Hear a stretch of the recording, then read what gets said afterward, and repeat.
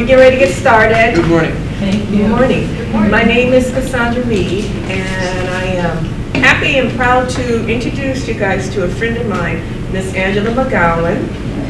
She is the CEO and founder of Angie's Pace and advocate for caregivers. And she has a lot of good information for everyone. It's very, very vital, very, very informative, that I think all of you will really appreciate to help you along the line, whatever stage of life you're in with yourself, with your loved ones. So let's get started. So yes, good morning, great day to everyone. I always say great day. Great day to everyone. Thank you for being here. As Cassandra said, I am Angela McGowan, and I'm very excited to be here with OLLI to share this information with all of you. And I know that our topic is caregivers, right? The heartline of the family. So let's just get started. This is me. This is what I've done for 25 years. I worked at physicians' offices, 100-bed hospitals, 12,000-bed hospitals. So currently, I'm a professional healthcare advocate, and I help people navigate through healthcare sea of red tape. And if you've ever been in the hospital yourself, or anyone that you know and care for, that is what it is. It is a sea of red tape, right? Nobody knows, nobody remembers, come back next week, all of that, right?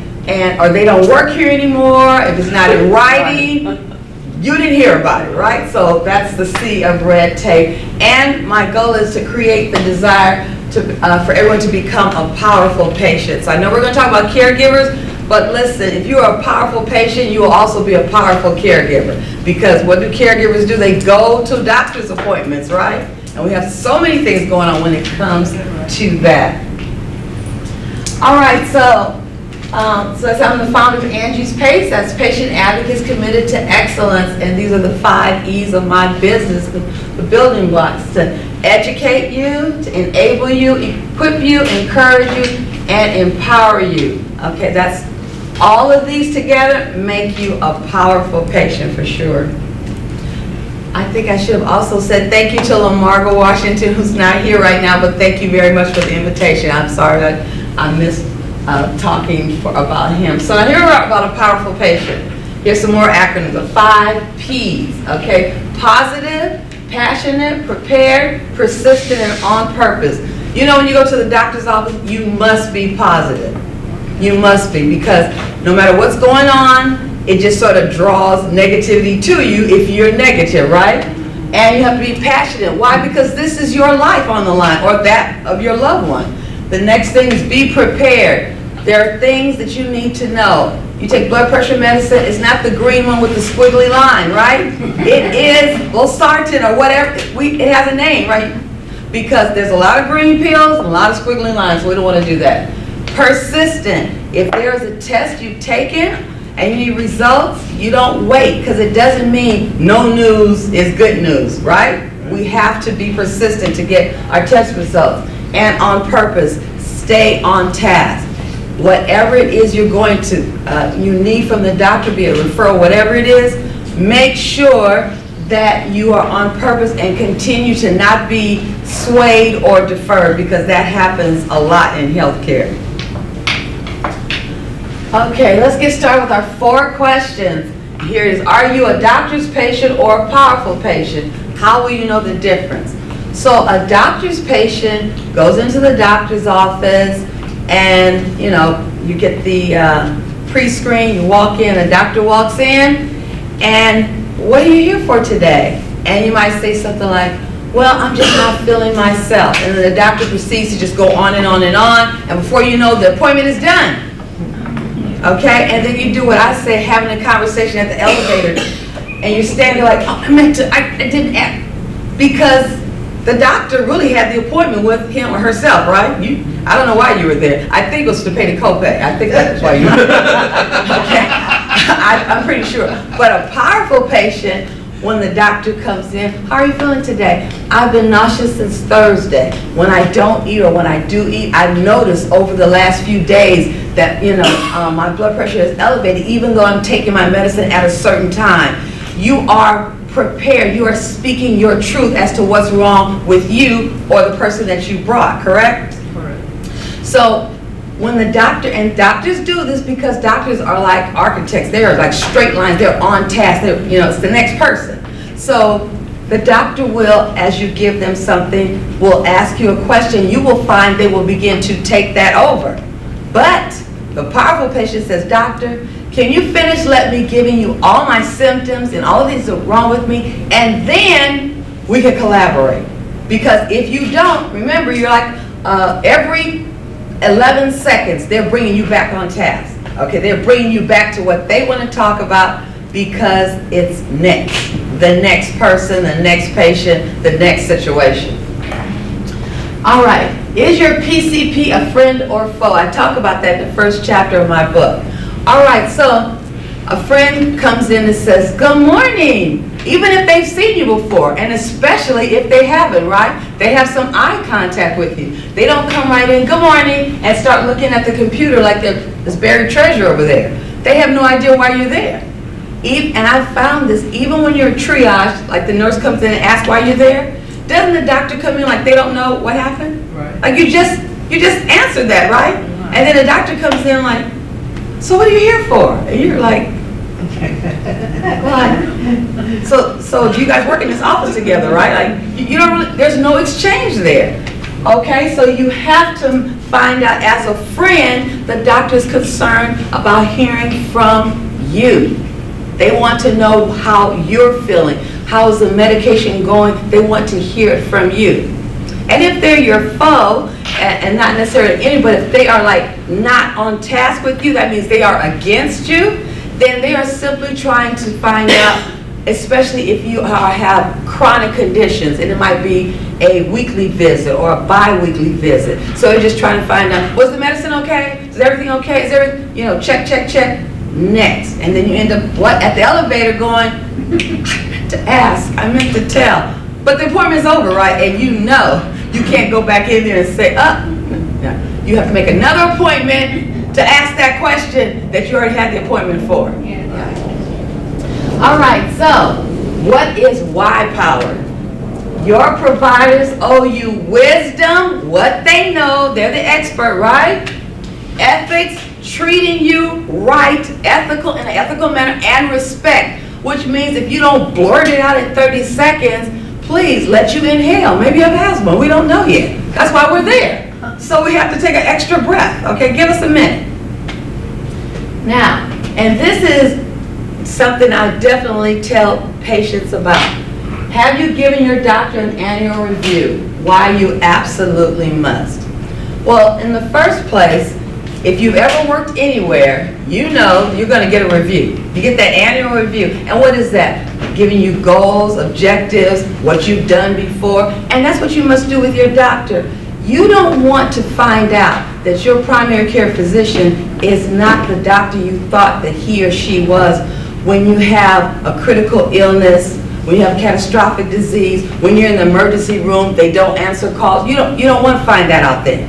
If you go to your doctor's office and they are always 2 or 2.5 hours late, chances are in the ER they're going to be about 4 or 5 hours late getting to you, right? Or not answering the call at all. Does your doctor have a vacation coverage? You call there, no one calls back. The doctor being on vacation is fine, they deserve it, but there is an on-call rotation. So if that doctor does not have anyone that is doing their due diligence, that means the doctor's not really concerned either. And you need to be able to tell him or her that, like, it's not working when you're not here. And that should never be. Because you know what happens when he's not there or she's not there? Your monthly money goes to the bank account anyway. It doesn't matter if they're there or not. They're already prepaid. I tell people, get with it. This is all prepaid medical. That's what it is. Whether you go to the doctor that month, they get paid for being the gatekeeper, to get your referral, to get you a test, to get anything that you're looking for. That's what the primary care physician does. And the specialist, of course, is dealing with one specific thing, right? An annual review is not just for the physician, but guess what? It needs to be also for the staff, okay? How do you get along with the staff? When you leave a message, does the doctor call back? Now, let's face it, there are some times you can give the doctor a message and they keep going. But when you have disability papers, Medicare papers, any kind of forms like that, and they say it's $50, it's $25, they get the money, you need to get the paper back. And you should not be calling for weeks at a time, because what, you're gonna miss a deadline, which is gonna cause you a problem as well. So you're going there for full service. You wanna make sure of that. And also, what about your physician's bedside manner? Are they a good listener, or do you feel like you're talking to yourself? You don't want that. And most importantly, how are referrals handled? Okay, when you need to see a dermatologist or a GI specialist, whatever it is, you should not be the person that has to keep calling. It's been 2 weeks, it's been 3 weeks, because everything's done online, which includes referrals as well. So all of those things, you need to, give them a review. And have you ever Googled your doctor? Go in there and see what Google says about your doctor. You might be surprised. You might be surprised, okay? You go in there and find out, is that DEA license current? Go in there and find out what people are saying about the wait times like you're experiencing. Now, I did work in a hospital where there was a GYN surgeon, and everybody knew they were going to wait there 2.5 hours. They booked their appointments in advance. They book it at 8 knowing they wouldn't see him till 10 or 10:30. But if you ask them why, they said because when he's in there, you're not rushed. If it takes you 45 minutes, then just say it. If he can get it done in 15, that's good too, but he's not rushing. And so people were willing to come in and wait and wait and wait, just so they could be, taken care of, because when they left, they knew what was wrong, what was right, and what was going to be done. Okay? That's a good doctor. That's a good doctor, that's right. All right, so here we go, talking about our caregivers, the heart and lifeline of the family. Absolutely true. So I said, I'm not just speaking about caregiving, but I was a caregiver for my own husband for 2 years. And so at my company, Angie's Pace, we believe it is important to share safe health care for aging relatives in excellence. And we want to make sure that you, as a powerful patient and as a caregiver, make sure that whatever happens, it's done with excellence. You should not leave like, I don't know, just walk out the, because this is what I tell people. Remember, it's the copay, it's the parking, it's the time you took off, whether you had to get someone to stay with the person you're caring for, or you had to call access, and it's a lot of things to do just to get to the doctor's office, just to get there. And so then when you get there, you should be taken care of with excellence, for sure. All right, 2 words, thank you. I have a Facebook show I do every Sunday. It's called Say It Sunday. And so those are the first 2 words I do. I said thank you. Thank you, caregivers, because you're irreplaceable, you're kind, loving, and selfless, and always thinking of the needs of others. Absolutely. So no one told you this week, hey, it's my honor to say those 2 words, thank you. I'm sure it was an accident, because everyone is grateful and thankful for caregivers, for sure. So thank you very much. All right, so I'm a caregiver strategist. I create strategies to help you give excellent care to those that you love and care for, but also that you give great care for yourself, because the caregiver will not go to the doctor if it's not their appointment. And they really think like they've been to the doctor, but you took somebody to the doctor, you really haven't gone to the doctor yourself. And so you go to the drugstore, right? And you get the home remedies and you do whatever. If I can just feel a little better until they're well or until they're better, and then you look up and 2 people are in the hospital, the caregiver and the person they're taking care of. So I talk about the 5 C's. I talk about communication, that gives clarity, right? And then clarity leads to confidence. Confidence shows compassion, and compassion manifests collaboration. Collaboration engages others. So if you have all of these things working together, then it's going to be good for you as a caregiver, and it's going to be good for the other providers, be it the lab providers, the imaging providers, because your providers are not just your doctors. Anyone that gives you service is a provider, whether they bring the service in the home or whether you take the patient out. They're still a provider. So I always want you to know that these things right here work together so that you can have excellence in caregiving. Are you prepared to receive help? All right, now this is a big one because you can never get enough help. I wonder why. Let me tell you why. List every name you know in all these categories. Now here we go. The family, but I love the light family. You know when you have Thanksgiving, all these people come because they're your family, your auntie, cousin, brother, everybody. They're all there. Those are the people that can help you, okay? The people that sit down and eat all that macaroni and cheese. You know they are. And we know this now. Macaroni and cheese is not the same as serving mashed potatoes, right? There's a big cost difference there, right? So the people eat on macaroni, we want to put their name on the list. Okay, then you have the neighbors. You know the kids are always coming over and thinking they're your kids too? Yeah, those neighbors, yeah. And then it's your church family. Social club groups, if it's like a sorority or Red Hats, Links, all of those. And then civic groups, if the person you yourself or the person that is the patient belong and gave to all of those things. Those are the people that you should have on your list as someone who can help, has the ability, and would help. Let's talk about this. The family care team. How to create one. This is what's missing from your life. The family care team. And like I told you, not just family, it's the life family, okay? How do you get it started? Get a 3-month calendar. Okay, the quarter method works best. So right now it would be October, November, December. This is the 4th quarter. All right, what do you need help with? Prioritize. All right, now that's another thing. You know everything inside of your head and you don't think anybody else can do it. But then again, what do you say? I don't have time to explain it. It just takes too much time to tell them, right? Yes, in the midst of an emergency, but when it's not an emergency, it goes faster. Write down all conflicting appointments you have with the patient. That's because you keep canceling your appointments. Remember, it's like 30 minutes away, but it's in a different building. You can't do it. That's what you need to write down on that 3-month plan. All the tasks requiring help and how much time it takes. Now, reasonable time. If you're doing something over and over again, it's not going to take you an hour. It might take you 30 or 35 minutes. But it's best to tell someone, I need an hour and a half of your time, and it only ends an hour, than for it to be 2 hours, right? Because we want to be considerate as well.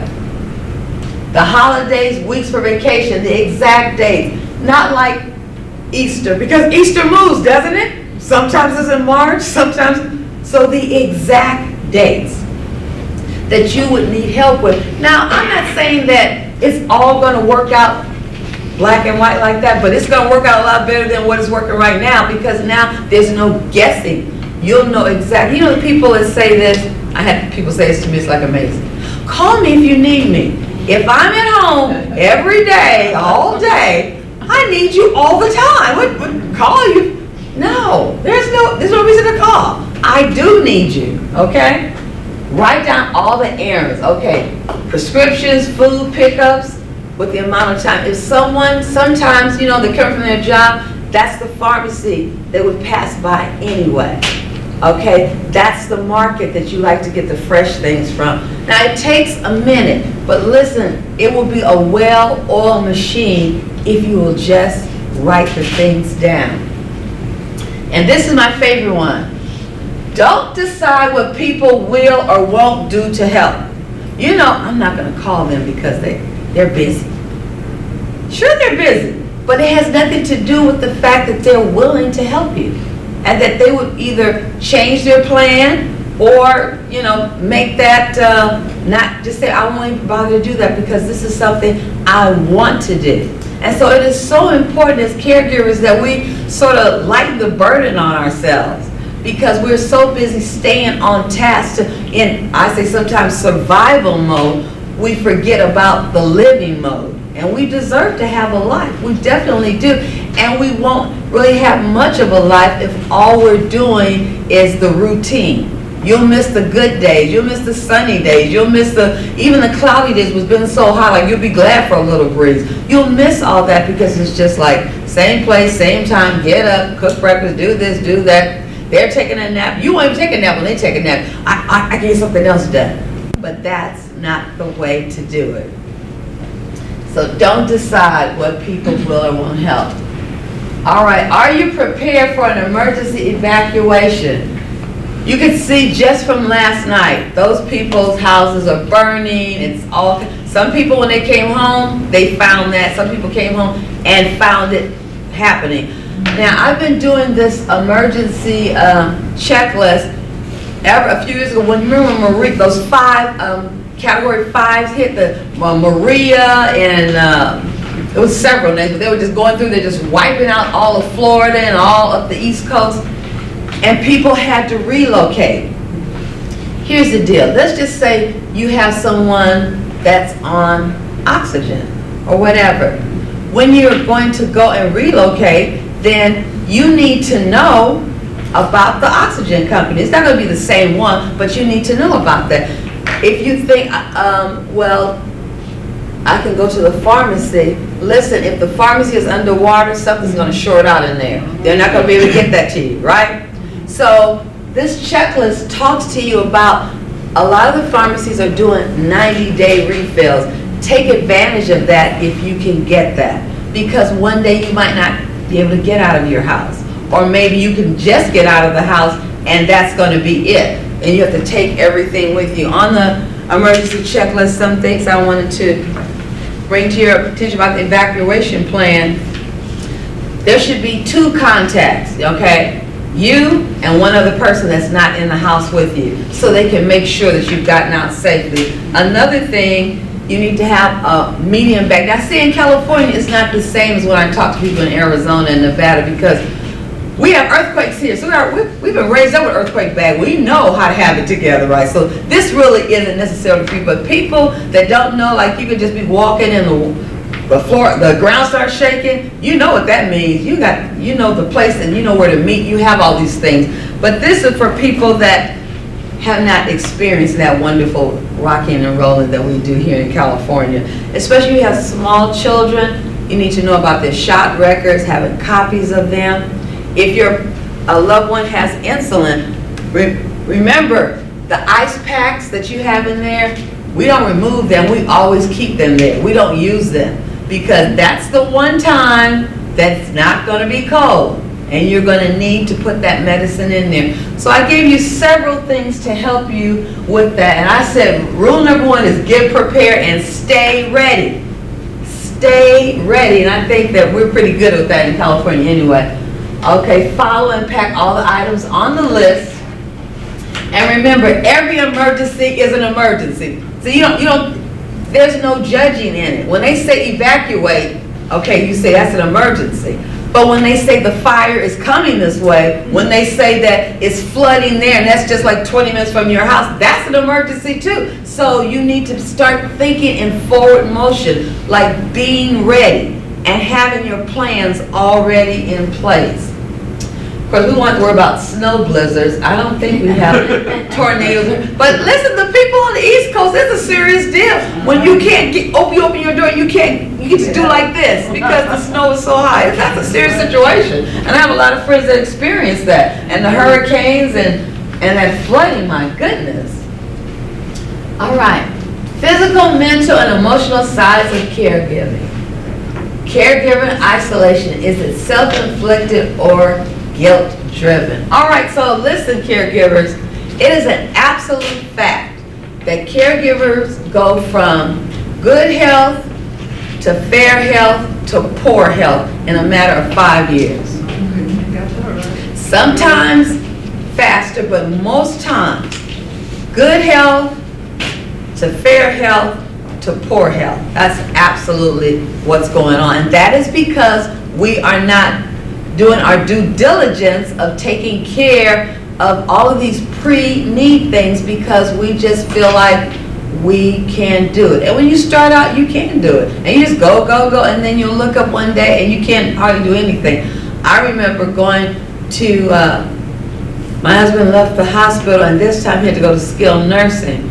And I remember being on a hill up on Washington, on La Brea, goes up to Washington intersection, and I knocked out sleep. And somebody blew the horn on me. I was like, oh. Luckily, I didn't have a stick shift and started rolling back. And it wasn't late at night. This is like 10 o'clock in the morning.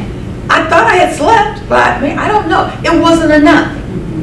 Okay, by the time everything ended, I had to have a special vitamin D, like ordered from somewhere that no pharmacy close by carried it because I had not been out in the sun for a year and a half.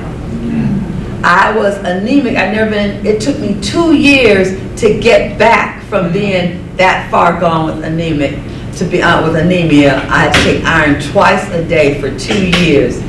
And I was wondering, I was always cold and I couldn't, because, I could keep moving, so I thought I was strong. And sometimes we're just moving along like robots, okay? And so it got such a situation until, like, the doctors were forbidding me to stay at the hospital because I worked in the hospital and then I lived in the hospital. That's how I didn't see any sunshine. One day a week, I would go home on Sundays for 4 or 5 hours and try to get all the dust out because nobody was staying there. We were always at the hospital or skilled nursing. So it's a real challenge, and you don't really realize the toll it's taking on your body because your mind is so powerful. It pushes you forward. And then when you stop, you're just like knocked out. And that's what happens. And that's why you find out yourself in the hospital or other things that are going on. And you're like, I don't know what happened. That's what happened. It's the months, the weeks, and sometimes the years. So I want to tell you that you must get your family care team together because you must get your appointments. I tell everyone, especially in January, book your physical and then book a dental appointment as well. Get 2 dental appointments in. Get already prepared to take care of yourself. It's not being selfish. It's not at all. Because you deserve that. And the person that you're caring for, they don't want to see you go down because they know that you're their option, right? You're doing all you can for, so they don't want you to go down either. So let's talk about the emotional side. Well, some of the emotional side is, when you're tired, aren't you more grumpy than when, Yes. It just happens like that. You don't want to be grumpy. And sometimes you say things like, you don't want the person you're caring for to feel any kind of way other than you love them and you want to care for them. But listen, stress, anxiety, these bills that are coming in.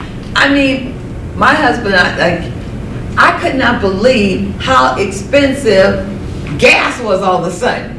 Just to heat the house, like, my goodness.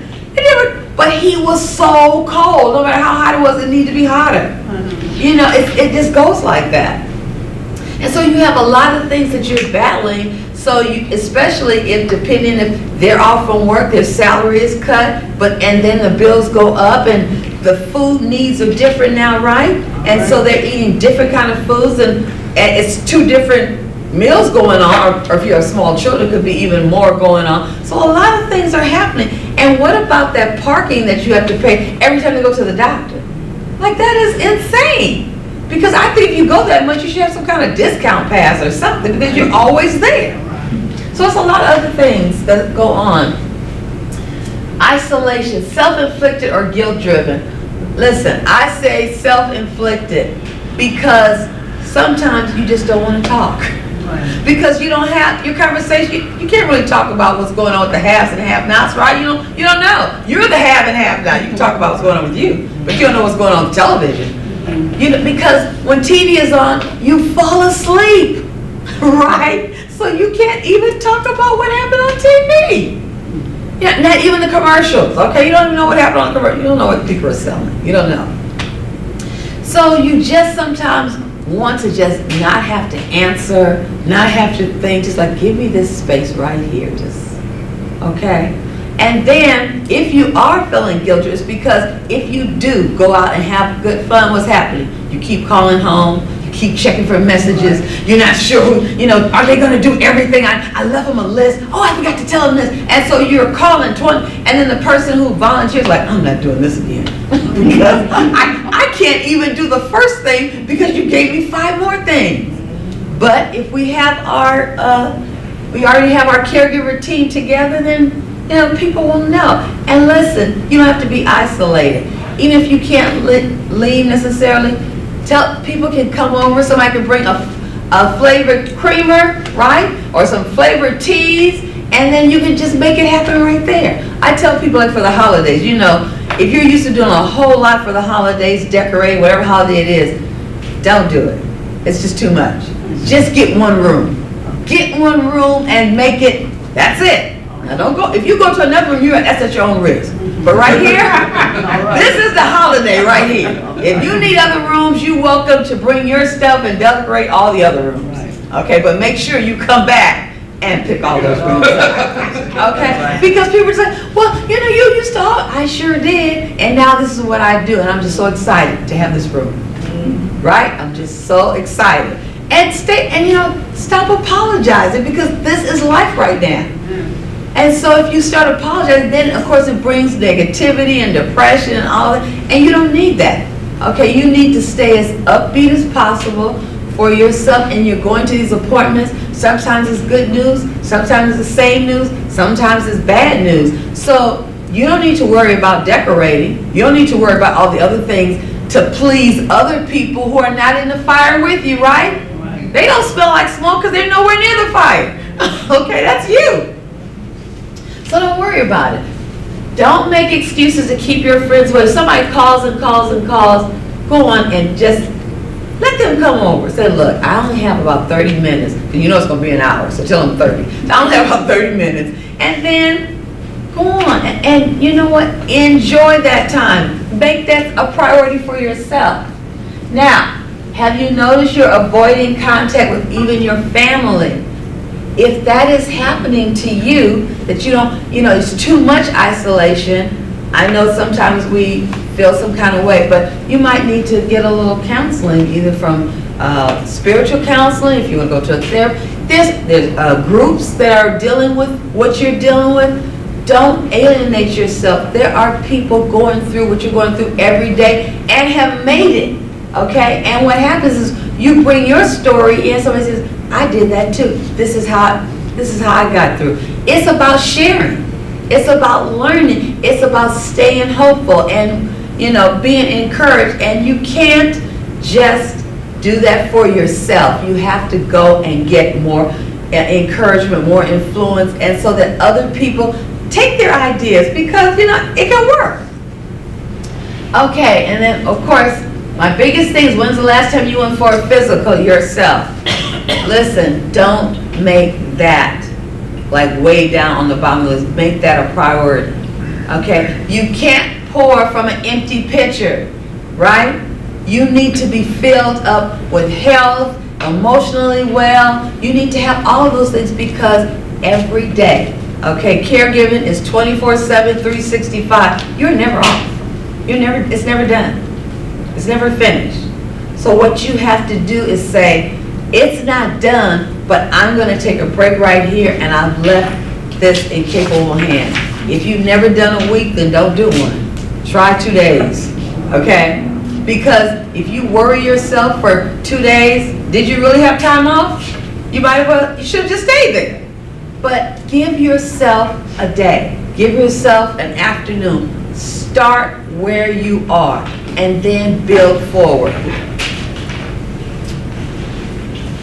Okay, so that's me. Where to find me on social media? If you are on Facebook, I'm there with Say It Sunday. Angie's Pace, I do a Facebook show Monday through Friday at 9:05 Pacific Standard Time.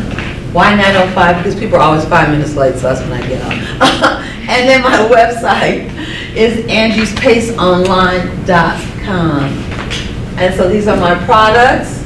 So this is the book that you have currently, and 911 Caregiver Down, who's up next. So that book is just going to come out in November. So I got my sample copy, so here it is. And then Speed Dating at the Doctor's Office, that's coming out in December. That's hilarious. I like that book myself. Speed Dating at the Doctor's Office. And yeah, it does. And then this is the Patient Blueprint. This is your source of evidence. If your loved one is like mine, sometimes they're outpatient, that means you take them to the doctor's office. Sometimes they're in-home, that means the doctor's office and labs are done there. Sometimes they're inpatient in the hospital, sometimes they're in the facility. And what is the difference? Every one of those places gives medication differently. The care is different. If your loved one is in the hospital and in pain, they give them a shot in the IV and the pain goes away, right? If they're in facility and they have pain, they better not wait until the pain gets like it is in the hospital, because they get pills. If you can swallow, you cannot have anything IV in facility care. Same thing with at home. They're going to have pills at home. Even if they have a nurse come through to do different things with IV, they're still going to be there. And of course, in the doctor's office, they're just writing prescriptions saying, go get some more pills. But this book, I wrote this is a planner, and I wrote this for several reasons. Well, mainly so you could have time off. So what is something that it has a section called ICE, in case of emergency. See, then you won't have to like feel some kind of way when you leave people in your home. And then I have a section called It's All About Me. This is all the patient's likes. And then it's all about me, dislikes and restrictions. How many people know that if something restriction, it doesn't mean that they didn't like it anymore? My husband had a hard time giving up peanut butter. I didn't know peanut butter was so important to him until he couldn't have it anymore. But you know, I had to make sure it was on, what list was it on? But he was making a big deal about like peanut butter, like, peanut butter, really? Okay, then I have a section for the physician information, so you don't have to go around with those little post-its and putting them on everywhere. Then when the sticky falls off, you can't find the post-it. Information about the insurance, okay, because if it's Medicare, Medicare Advantage, all of those different things, Blue Cross, whatever it may be. This is my favorite section. Questions to ask my physician. So you won't have to talk to the elevator. You know, when you're at home and all those things you say, I'm going to ask the doctor the next appointment next week. And as soon as you get there, it's just like, hi. And you just start feeling like, what? I was going to ask you something. So they're looking at you, you're looking at them. Okay, you got about 30 seconds and the doctor moves to the next thing. They're just not going to wait. And then here's another important one. Medication directory. Because medications change frequently, because if this happens, they stop. Who stopped it? What's the doctor's name that stopped it? Especially if they're in different places, right? Different places, different doctors. The doctor that is your primary care in the office, that's not the doctor's in charge when you go in the hospital. That's the hospitalist. They're in charge. That doctor from the hospital is not in charge. The skilled nursing, there's another doctor in charge. So there's always somebody else in charge. And you know what you call them? Doctor. What's Doctor Who? So you have to know that information. If you have referrals, outpatient appointments, all of this. So the patient blueprint planner, I put this together because my husband was everywhere all the time, and I never knew where I was going to end up. And people would look at me like I should know. And so I made sure that I did know. So that's how I did it. Excuse me, are you selling these books? Yes. Okay, how much is it? This one's $45. All right, so coming soon, just in November. You know, November is Family Caregiver Appreciation Month, if you didn't know it. It actually is, yes. And so at Angie's Pace, if I can get your name and your email, I will send you a certificate thanking you for being an awesome caregiver, my own self. So I wanted to let you know that's available. This is my link tree. I think everything is where you can get to on the printout anyway. So it's appreciation certificates. My book is going to be available in November. Speed dating at the doctor's office coming out in December. And then I'm going to start a group called, podcast really called the a widow's mite in January because my husband died. So it'll be 5 years actually in November. And it was a different kind of life, a different kind of struggle that I found myself in that I didn't really think, I didn't think it would be different, but people treated me different. People that I knew really well. And I didn't know how to deal with the different treatment. And actually, I guess now that I think about it, they didn't know either. You don't want to see somebody just say you're sorry, sorry, sorry all the time, right? Hi, good morning, I'm so sorry. I mean, how many times do you say sorry? You can't. And so I had to learn how to rebuild my life, and that's when I started writing these books, because even when my husband was in the hospital, he'd be sending me off to people's room down the floor. You know, they have their own little community. They heard something, they know something, and they tell somebody something. And so I was doing all of that down there. So I thought, why not put it together? And so that's how I began to write all this information, put it all together, and that's how I became actually a caregiver, a strategist, and a health patient advocate. And then talk to focus, that's something else I'm thinking about. Because sometimes, don't you have an idea, you just want to talk to somebody about it? But you don't want to talk to anybody who's going to say, like, nobody's doing that. You don't need to talk to anybody negative, right? You want somebody to say, you know what, you probably could do it. And then you just hang the phone up and keep it going. All right, so now, let me just say, if you'd like to talk to me privately, everybody has the opportunity to call me. I have a 20-minute, what I call a results call. If you'd like to say something here right now, I think we have plenty of time for you to express yourself with questions. But let me say, let's talk about the results. How long you went to the doctor and all that stuff, that's not the result we can fix. What can I help you with right now? What can I do for you?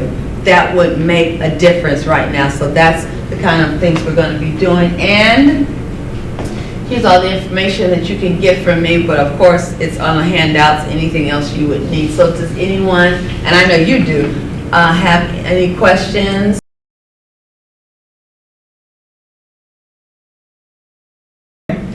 Actually, I have two questions. Okay.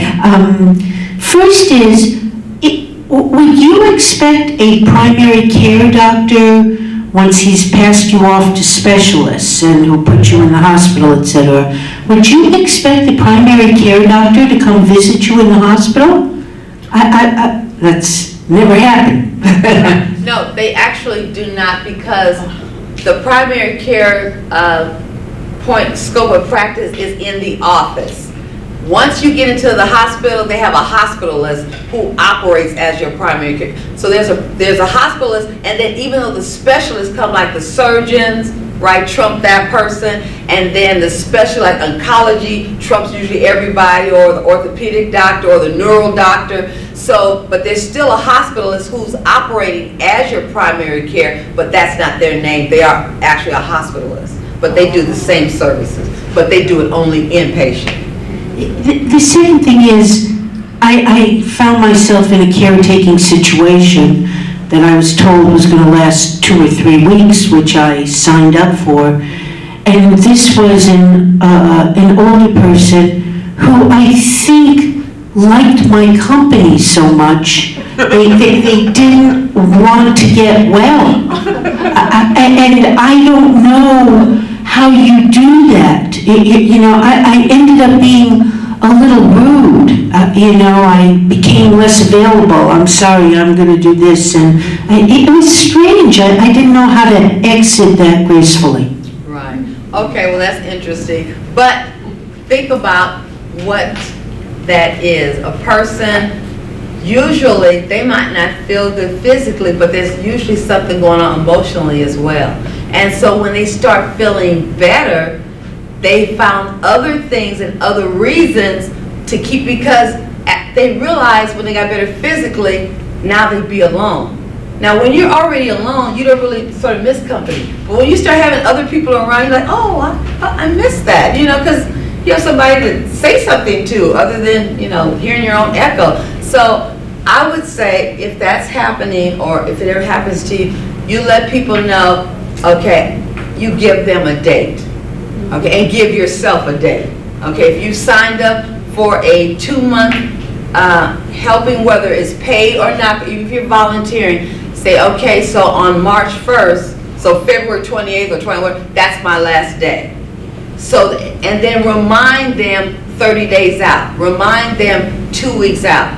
Now, if you don't mind and you're willing to extend yourself, then still let it end and then start again. Because it's important for you.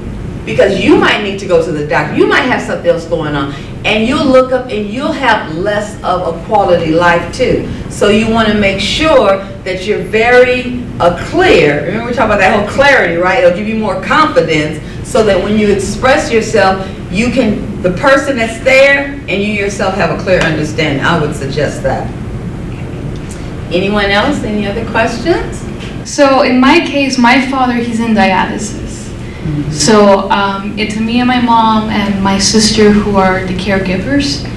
And so my question is, when we go do his his test for he could be a suitable candidate for a kidney transplant, Right. the facility doesn't always send the results to his caseworker. So we have to redo the test for him, or we have to take him again. And then our caseworker told us that if they keep on not sending the results, he won't be a candidate for a kidney transplant. So my concern is, how can we get them to send the results to our caseworker, because this is the second time that they do this to us. Okay, so the caseworker, is that from the hospital? Is that from the insurance company? Who's doing that? She's from the kidney transplant from USC. Okay, so that's okay, from USC. Yeah. All right, so they're waiting for the results to put your father on the list. Right. So who is doing the testing? Just the dialysis place? No, huh? No, she sends us to a different facility within the insurance. So in this case, it was the neurologist. Okay, so first thing I would do is I would call your insurance company, because these people are being paid. This is not free. They get paid to do the job. You can believe that a bill was generated to the insurance company for that test. So actually, the insurance company is going to go back and get their money, because that test should not have had to be repeated, unless there was like a false positive on it. But if you're going, you need to call member services and let them know what is going on, that this is putting your dad in jeopardy from having a kidney transplant. And that you go to the, and documentation is the key. This is how we're prepared. On this date, we went in, it was supposed to be there, it wasn't there. On this date, the caseworker said, we went back, we took the test, it's still not there. So actually, those two tests, they were paid for what? Right? Because your father didn't get any service out of it, and you spent your time, your sister, your mom, to go there. Make people accountable for your time, because they are being paid for their time. That's how you have to think about it. Make them accountable for your time, because they're being paid for their time. They're not doing anything for you for free, whether you have Medi-Cal, Medicaid, Medicare, Blue Cross. It doesn't make a difference what your insurance is. Everybody's getting paid. And so because they're being paid, they need to give you excellent service. Would you agree? Yes. Okay, good.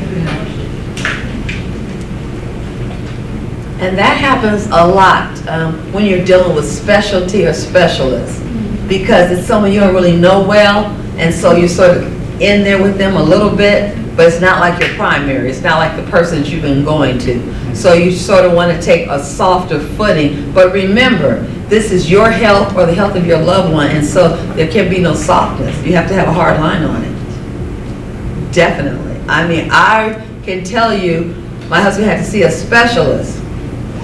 And the caseworker came in. Now, I worked at the hospital. The caseworker came in. Everybody's looking at me. I have my badge on. They have their badge on.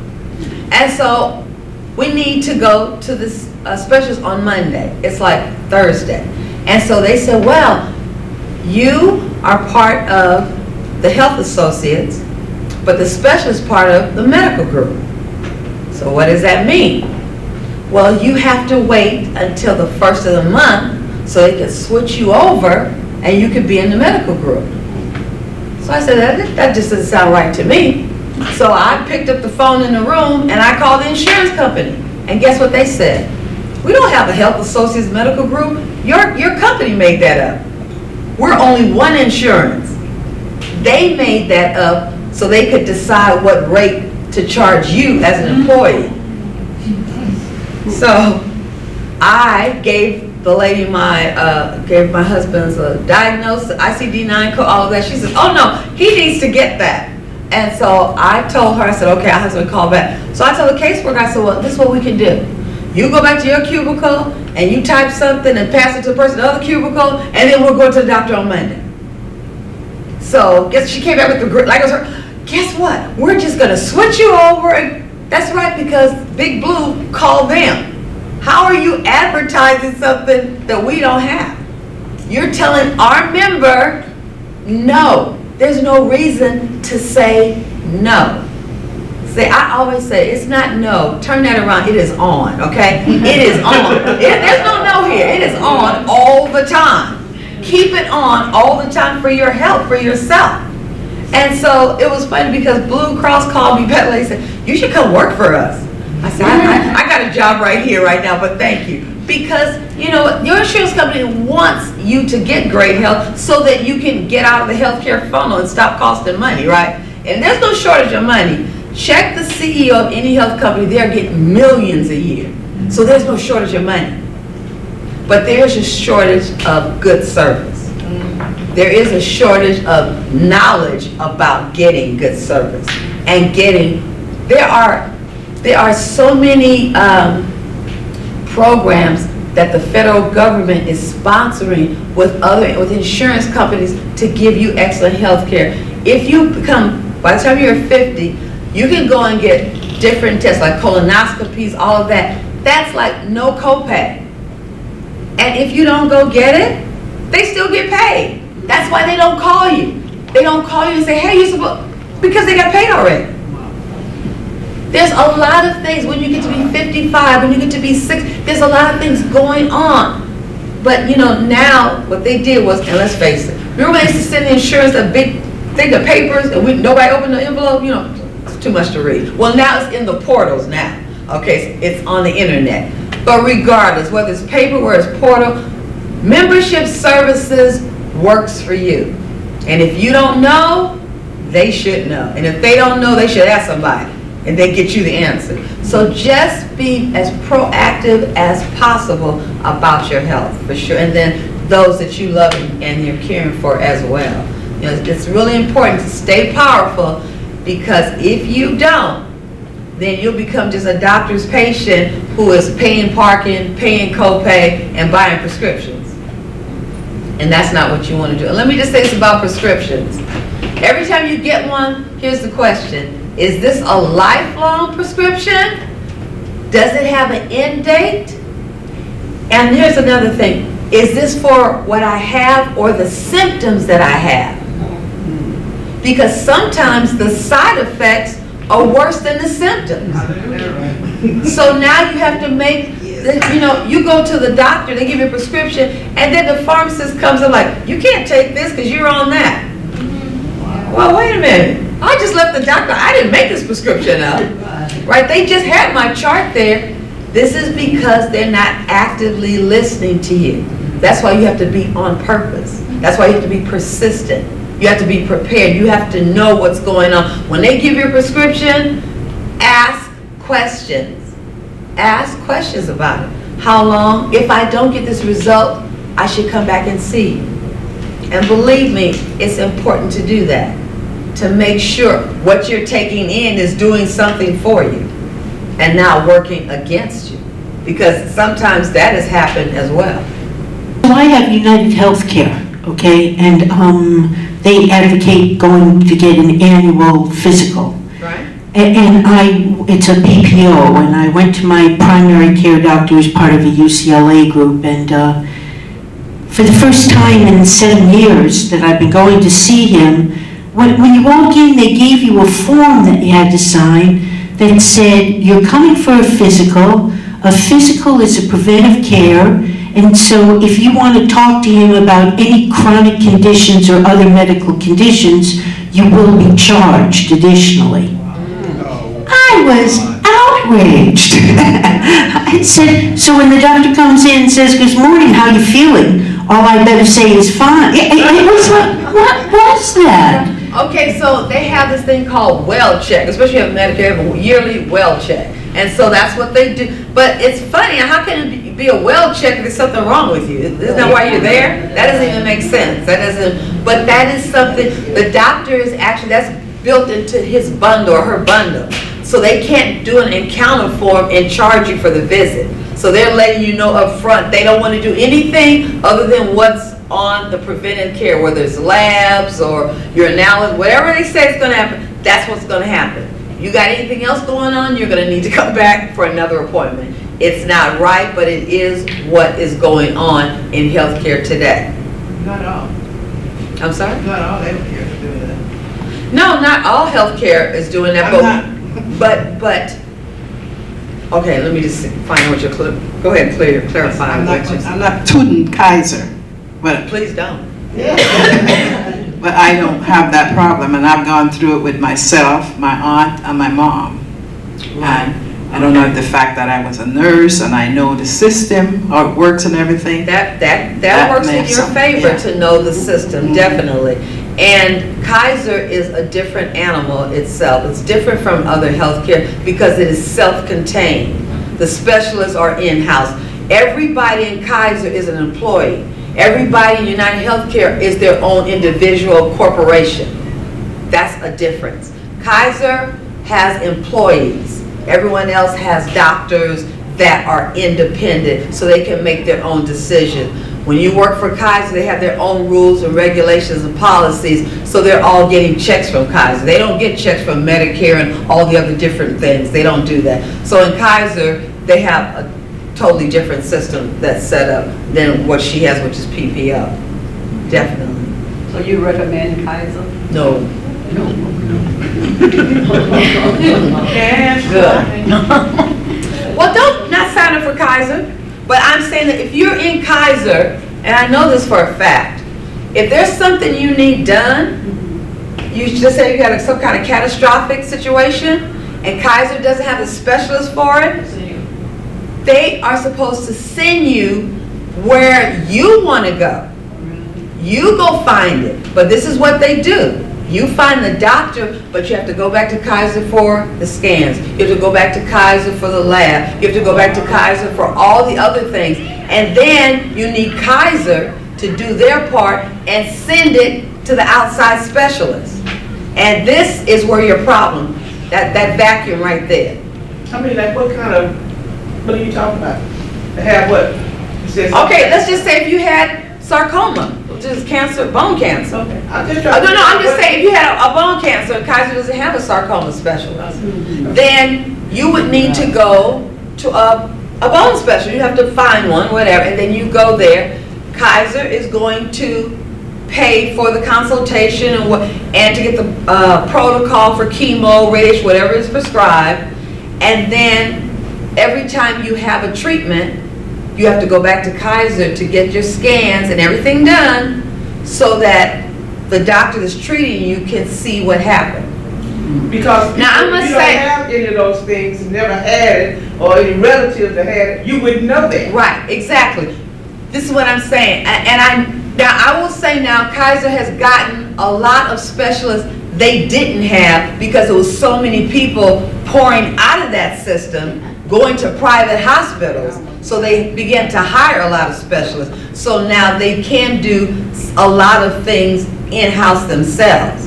But whether it's Kaiser, Cigna, whatever it is, when you come to the road of something's wrong with you, it's your job, it's your responsibility to find out what's going on. They're gonna tell you this, but if you wanna know all of it, right, you're gonna have to keep investigating.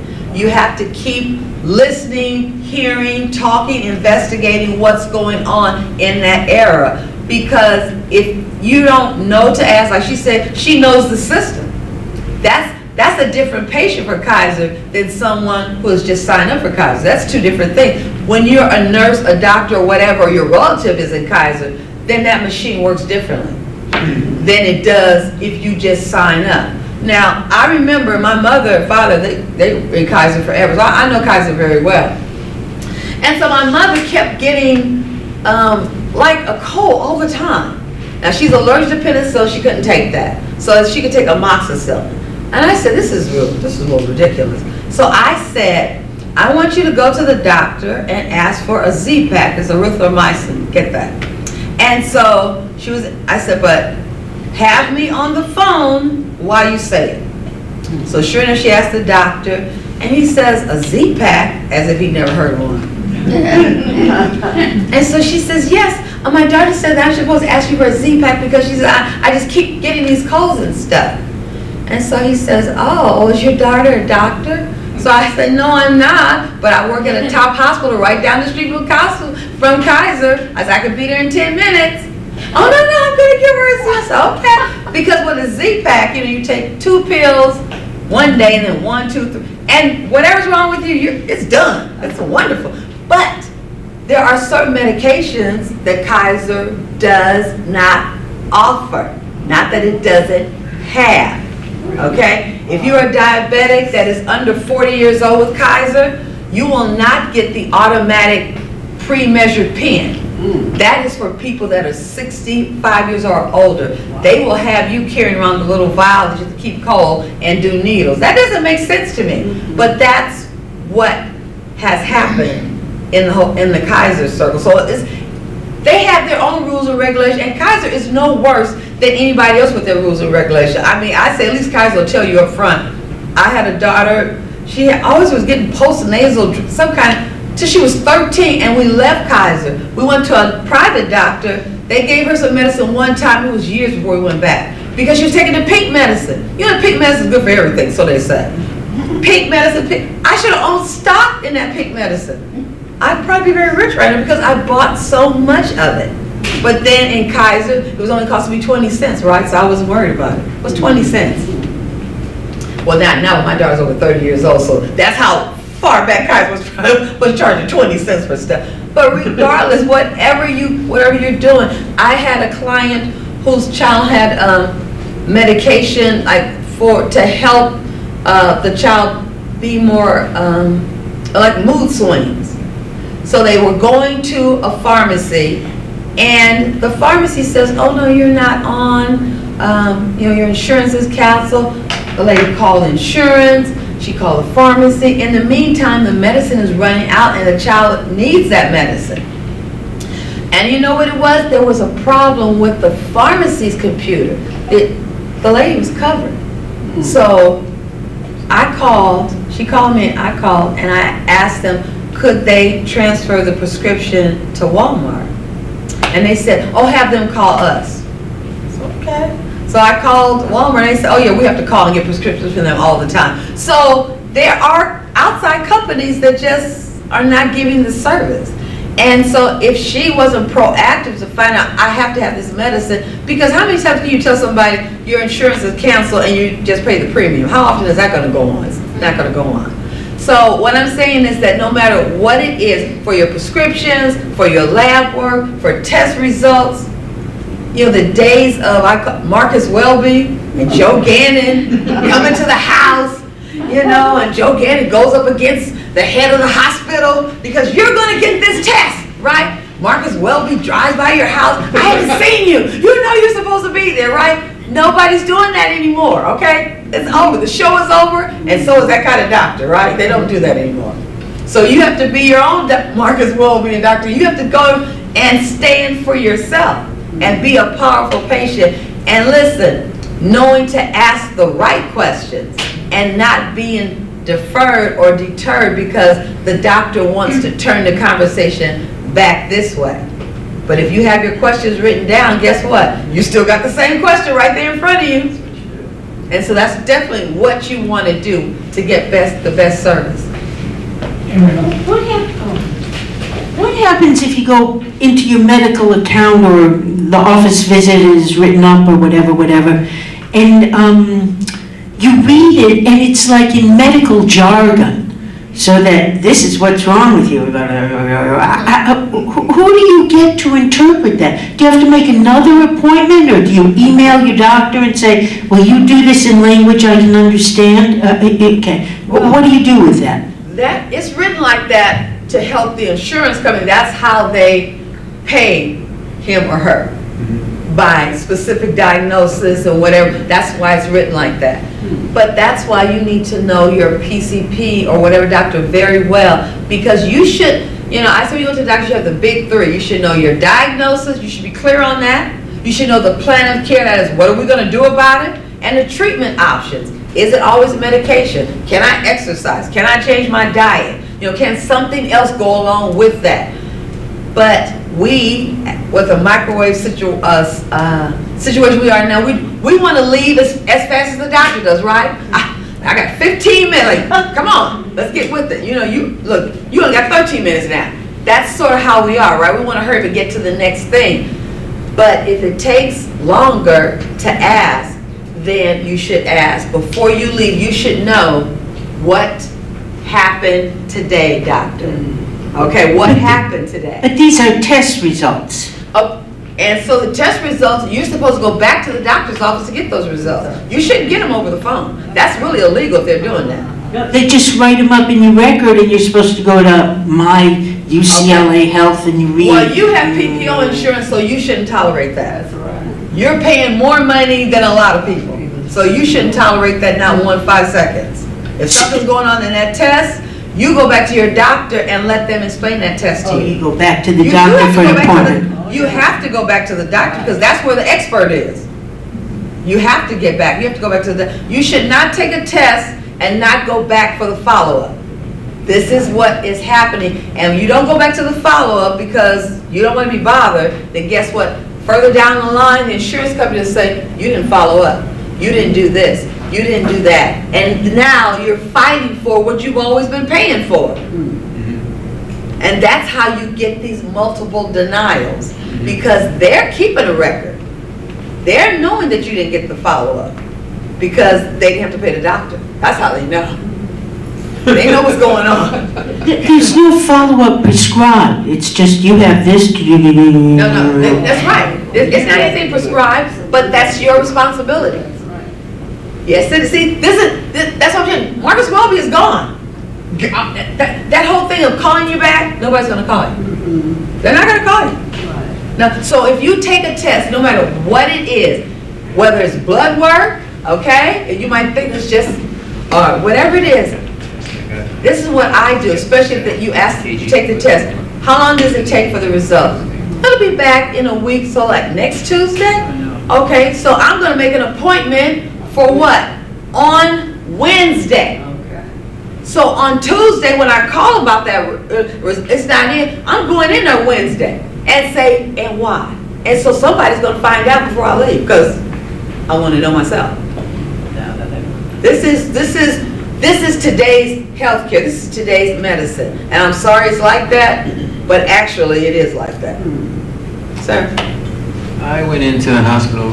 Put it a little closer so you can hear. I went into the hospital. I forget now even what it was for. It was some accident in an emergency room, and I went in, and they fixed that right away. I had some kind of a cut or something, and that was taken care of. And they gave me pretty much a complete physical. They ordered this test, they ordered that test, they ordered EKG, they ordered an MRI. And I'm saying, do I really need all these? Oh yes, this is a standard procedure. Blah blah blah blah blah blah. Anyway, I was there for 3 hours or something like that, or more, and I had this test and this test and this test. Well, we didn't do the MRI, and I said, you know what? I've been here for too long. I'm feeling fine. As far as I can tell, I don't have anything serious or any follow-up that I need to worry about. It was a flesh wound, and that's fixed. And they said, yeah, but you have to have. I'll tell you what. I'm going to see my doctor next week, and I can get that done there. And I'd rather do it that rather than stay around here for another hour and a half. And they said, oh, okay, so I left. So then I got the bill a month later. And there was that MRI on it. I said, I didn't get the MRI. I went back to them 3 times on the phone, and this and that, and explain. They still, I couldn't get it off the bill. The insurance paid for it. It's not coming out of my pocket directly, but it's coming out of my pocket anyway. Finally, after talking to this person and that person and so forth, I could get nowhere. I said, you know what, it's not worth my time to keep pursuing this because I'm not making one step forward. And what you're talking about today is what I experienced then, is they've got the system set up, and you're sitting out here on the outside. You can see through the glass sometimes what they're doing. Right. But if you wanted to do something about how they're doing it and how you think that's really not how it should be, and that's not what I remember how to do it, and you don't get anything, and I wonder what can be done about that kind of procedure. And you talked about a few of those things already today. Okay, so you know, the ER is it's a different place than the doctor's office. They have different rules and things. So let's just say, let me just ask, what type of insurance do you have? We're on Medicare. Medicare, full Medicare, or Medicare Advantage? Anthem Blue Cross. Okay, so you have Anthem, okay. So, no wonder, see, that's a beautiful thing. Medicare, Blue Cross, it sounds good, doesn't it? Yeah, so what happens is, you know, I would really be interested to see the justification for all of the things they gave you. So basically, you go there and you have a flesh wound or whatever it is, okay? And then they start talking about a test. All right, here you are, powerful patient, this is what you said. What are you looking for? Well, he fell. So here we go. So that's how they did it. Possible. Okay, so that's how they did. So now it's open checkbook. Okay, it's you fail, and at your age they are checking for everything. Now, the only thing that is wrong per se is about that fraudulent claim with the MRI. That right there is absolutely wrong, and I know that it is. Like I said, it's a sea of red tape, right? When you get your EOBs, right, you look on there, all you see is, oh, I don't owe anything. That's it. But there's a lot of other things going on there that have been charged. I remember my husband was charged for physical therapy at skilled nursing, but he was in the hospital. I said, how could this be? How did this happen? You know, so I went to the, but I worked for the hospital. I was able to do other things that, you know, you wouldn't have time to do. But listen, this kind of stuff, you say it doesn't cost you, but let's just say, let's just say that you need an MRI for that. And they said, well, you've already had one. And you said, I never did. And so now, here we go trying to prove what didn't happen. But here's what they can't prove. And this is the one thing you could have done. If you didn't have an MRI and they built it, you asked for that scan. You said, I want to take it to my primary care physician. Because you asked for it. And okay. Because he went to his doctor the next day. The doctor ordered the MRI, and then, I mean, you wouldn't have two. One, right. Wouldn't have one the next Right. day. And the doctor ordered it, and he said, well, I really want to have the results. If you think I had this test, right, give it to me. Show me. And they couldn't, Yeah. and but they wouldn't reduce the price. Yeah, well, you know what, I'm just telling you, there's no such thing as the word no. Okay, if you're willing, you can get it done. If you're not, you can call me. I always get it done. I went through Kaiser, and this is some time back. I went in, I had a fibroid tumor, and I had it removed. But my problem was, after I had went home, I kept calling back to the doctor since I was getting worse. Okay. As I went home, and I kept calling my doctor and talking to her, but she kind of, it'll be okay, you had So this surgery. is your primary you're calling, right? Okay. You had surgery, so you're gonna be in pain. I understand that, Right. and whatever. But I can feel more than this is Right. happening with me. And so meantime, she said, okay, we'll set up an appointment for you to come back in. Good. When I walks in the door, and she happened to be coming out, she looks at me, oh, you just look wonderful. And I says, it's not how I look, it's how I feel. I said, I'm in a lot of pain. And I said, something is wrong. I says, but no, you don't understand, you had surgery. Right. And when you have surgery, you're gonna be in pain. I understand that. But I don't expect to be getting worse. Right. I feel like I should be getting better. True. So meantime, she examined me, she sends me home. Oh, yeah, it's fine, we can't find nothing, everything's fine. And I goes back home.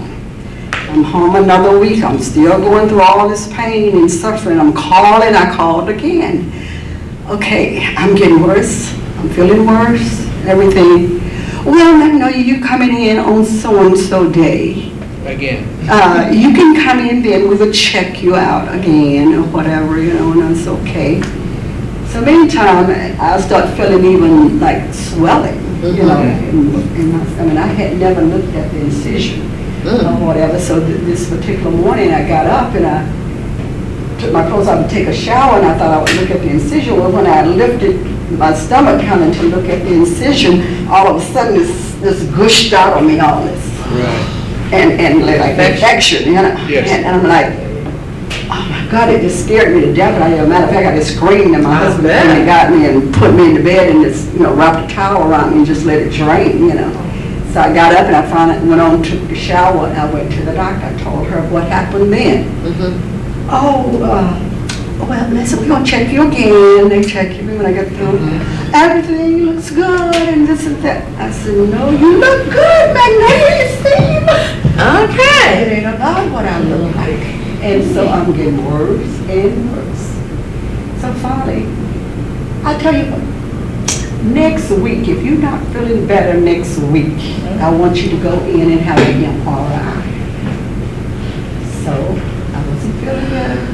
I went to the hospital to have the MRI. I went in and had the MRI. And I was sitting there waiting afterwards. And I went out to the water fountain to get a drink of water in the hallway. And as I went out, I looked down the hallway and I saw my doctor coming towards me. And she just came towards me with her arms out like this. And just took me in her arms. I'm so sorry, Magnolia. We found a mask. Now, I've been begging her all this time, something's wrong, but she not listening to me. And finally, we're going to have to go. And then, as a matter of fact, I left the hospital that day. I went back home. We need you back here by 6 o'clock. We have to go back here. But meantime, I hadn't even made it home in an hour. They called me, we want you back now. Come back now. And they puts me back through surgery again. Because it goes in now and trying to drain all this infection out of me and whatever. I'm in a lot of pain. And after that, really didn't work either. Because now things done got so bad off. So I ended up with 3 surgeries within a month and a half. And the last time she went in, she says, I says, well, what if this doesn't work? And she did me like this. And that's why we talk about giving your doctor an annual review, right? I mean, before it gets to this point, because if you think back, she's been like that in other things with you. Right. She didn't just start treating you like that. But it's amplified when you are literally begging someone who's being paid to help you. So when you have any type, somebody cuts something open, okay, and you're not feeling good, go to emergency. Stop going back to your doctor, okay? Now you went the first time, okay, because you're thinking like, it's a goodwill, this is my doctor. But remember, this is all your responsibility because she's got hundreds of people. She's an employee.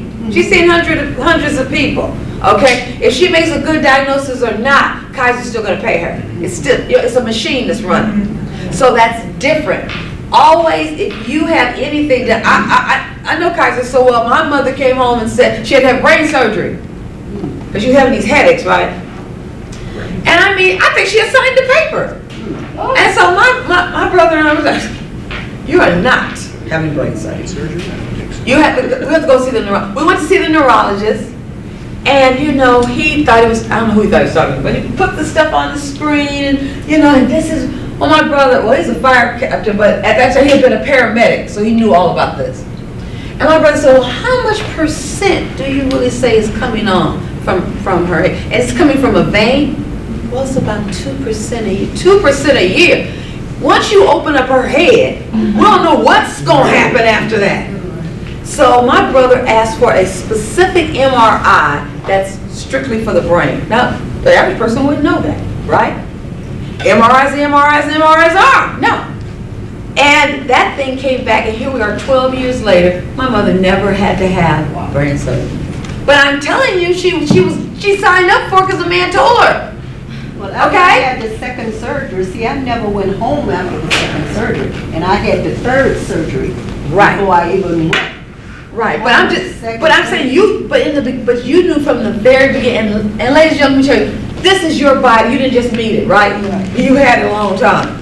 So I don't care what anybody says, when something's not right, you know it's not right. And the doctor, God bless all of them, because we need the doctors, right? But they are doing something that I want you to understand. When they take the Hippocratic Oath, they are practicing medicine. It's practice. That's why they call it the doctor's practice. They are practicing. In hugging me when I came in. Yes, because she got the revelation. She see me, first thing she do is run and grab me and hug me. Yeah. And whatever. And It's practice. What really saved me is another doctor came on staff at the time, and she was from the armed force. And she was the one, when they went in and did the last surgery, she suggested that he leave my stomach open and let it close on its own. Because when they went in, I had so much infection, my intestine, they said, was glued together. Wow. In infection, they had to go in, literally wash my intestines and pull them apart. And You're really blessed to be here and tell us the story. Then when she came on staff, that was her suggestion, to leave my stomach open and not close it up after the last surgery. And that's how I guess I'm here today. Yeah, You know, but it's exactly. because of that. Well, that's good. That's, I think she had a question. But remember, you know yourself. Okay, you know yourself, you know your bodies. Stick with it. Okay, listen, if you don't stand for yourself, who's gonna do it? Nobody. No, since you're in the medical field and things like that, and you said your mother was with Kaiser and she would always consult you, how come you didn't get her to change from Kaiser? Well, Since she because my consulted you. mother is an adult. I understand that. And I've explained the rules to my mother. I have explained the rules to her several times. And since she's not abiding by the rules, then I go and rule Kaiser every time she goes. When I leave here today, I'll be ruling Kaiser this afternoon. I was just kind of curious No, why. I'm just saying, I've explained it to her. Okay, but she loves her doctor. She loves this one doctor. She loves that doctor. And I said, okay, well, I love you. So, you know, let's all be in love together. So that's what we do. I go to Kaiser and I rule Kaiser with an iron fist. You can believe that. And that's why my mother is alive today. Because I'm serious about what's going on down there in Kaiser. And I ask questions and I expect an answer. I don't let them. I demand. If you don't know, we should get somebody in the room who does know. I understand that. No, I'm just saying, because guess what? Not only is Kaiser getting paid, because my father worked for the county, so you know, after that they just get free care anyway. Plus, once you get a certain age, Medicare signs on and double pays them. Oh, wow. So if you are Medicare age and you have Kaiser that's prepaid, you can separate. I understand that. No, I'm just saying, you asked me about my mom and I'm telling you, she knows that. I've told her that. But depending on what goes on today, you know, we might separate and I might just sign the separation myself. Okay.